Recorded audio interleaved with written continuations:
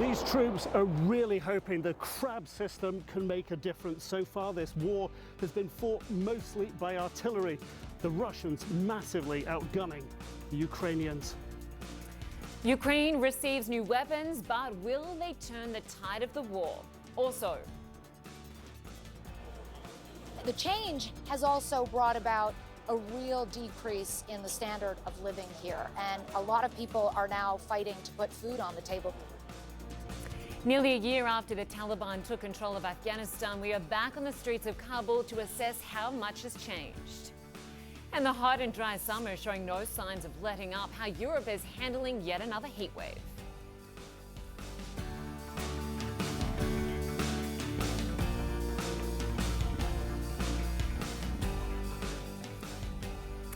Hello, I'm Lynda Kinkade in Atlanta. Welcome to Connect the World. Good to have you with us. Well, still no admission or denial from Ukraine about those massive explosions this week that rocked a Russian airbase in Crimea. But startling new images show the extent of damage from what could be the first major attack on a Russian military site in Crimea since Russia annexed it back in 2014. These satellite pictures of the Psyche airbase before and after the blasts. They show at least 7 destroyed Russian warplanes. 2 other warplanes appear to have sustained major damage. Russia claims the explosions were caused by aviation ammunition, but isn't giving specifics, and neither is Ukraine. Today, its defense ministry posted a tweet taunting Russia, warning Russians, quote, not to visit Ukrainian Crimea because no amount of sunscreen will protect them from the hazardous effects of smoking in unauthorized areas. Well, Western nations have been helping Ukraine boost its long-range weapons capability. The UK today announcing that it will send more long-range rocket systems and missiles. Britain's Defence Secretary will hold a news conference with his Ukrainian and Danish counterparts in Copenhagen later this hour, and we will be watching that for any new details.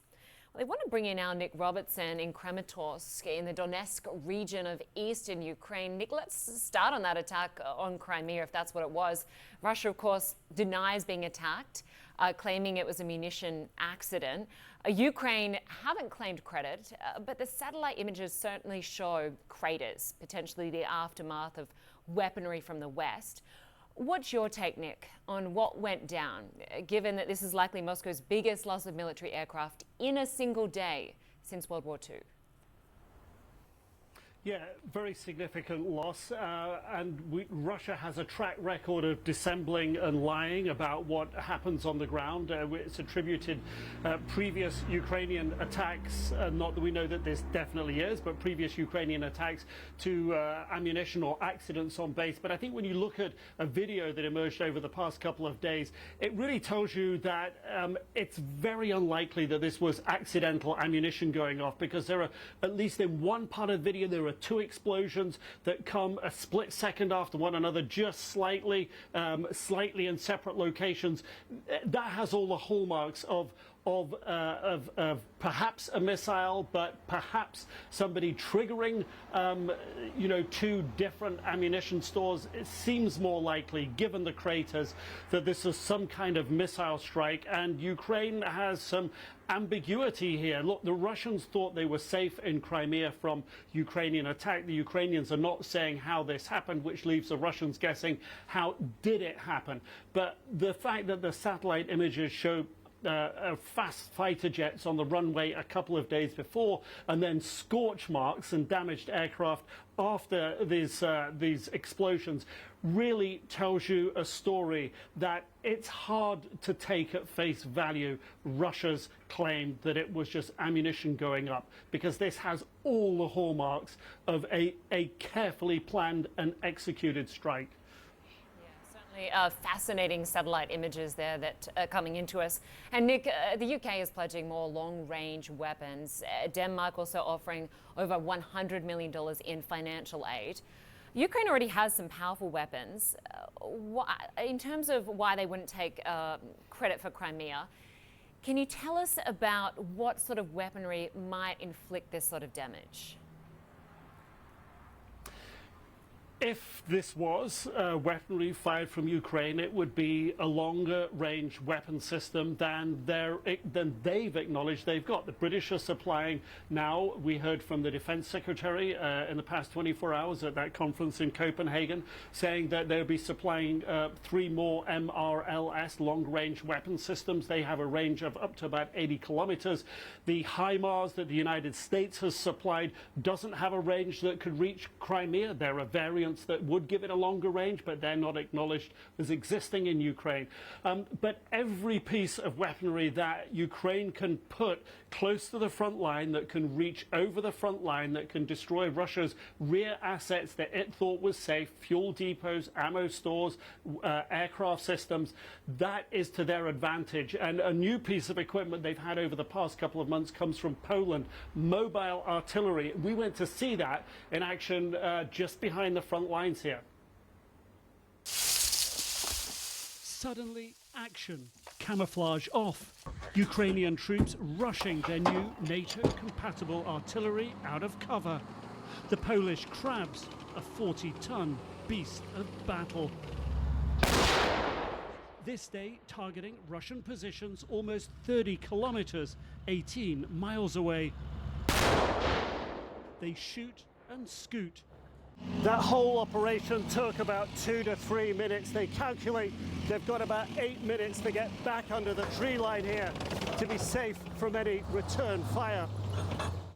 There's a lot these troops like about their new kit. Safety high on the list. It's so much better than we had before. Gun Commander Vasily says it's mobile. We're out of danger fast. So this is your command vehicle? Yes, that's my command vehicle. Artem runs the whole battery. So you can see the whole battlefield here? Yes, this is the topaz. It's all high tech. So where there's a cross here, this is the target? This target, we shoot at this target. You already shoot at this yes. target? A former maths teacher. He had 2 weeks training on the Krabs. To learn it, and it's very, how it's it's... user-friendly? Yes. Poland gave Ukraine 18 of the Krab system, and they're buying another 56. 2 months in service, their accuracy making them popular. It's a very big difference between these new guns and Soviet old guns, because these guns got the new GPS systems. Each shot a better chance of hitting its target. These troops are really hoping the Krab system can make a difference. So far, this war has been fought mostly by artillery, the Russians massively outgunning the Ukrainians.